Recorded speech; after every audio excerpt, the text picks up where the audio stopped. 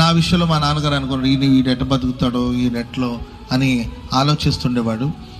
నేను ఇప్పుడు అనుకుంటా ఉంటాను, మా నాన్నగారు ప్రభు సన్నిధికి వెళ్ళి దాదాపు 25 సంవత్సరాలు అయింది, 25 సంవత్సరాలు అయిపోయింది. మా చిన్న వయసులోనే, అంటే నాకు ఒక 18-19 ఇయర్స్ ఉండేటప్పుడే, 18 ఇయర్స్ ఉండేటప్పుడే, నాకు 18 సంవత్సరాల వయసప్పుడే మా నాన్నగారు దేవుని సన్నిధికి వెళ్ళిపోయారు. కానీ నేను ఎప్పుడు అనుకుంటా ఉంటాను, ఈరోజు దేవుడు నన్ను ఆశీర్వదించి వేవేల ప్రజలకు ఆశీర్వాదకరంగా మార్చి, ఒక కాపరిగా, ఒక సేవకుడుగా, ప్రజలకి ప్రార్థన చేసేవాడుగా ఒక మంచి స్థితిలో ప్రభు నన్ను ఉంచాడు.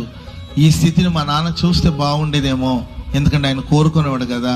ఆయన కోరినట్లు నేను ఈరోజు మంచి స్థాయిలో ఉన్నాను అని మా నాన్నకు చెప్పాలని ఆశ ఉంటుంది, కానీ చెప్పుకోవడానికి మా నాన్నగారు నాకు అందుబాటులో లేరండి. ఉన్నప్పుడు తల్లిదండ్రులే కావచ్చు, కుటుంబ సభ్యులే కావచ్చు, ఉన్నప్పుడు ఆ విలువలు మనకు తెలియదు.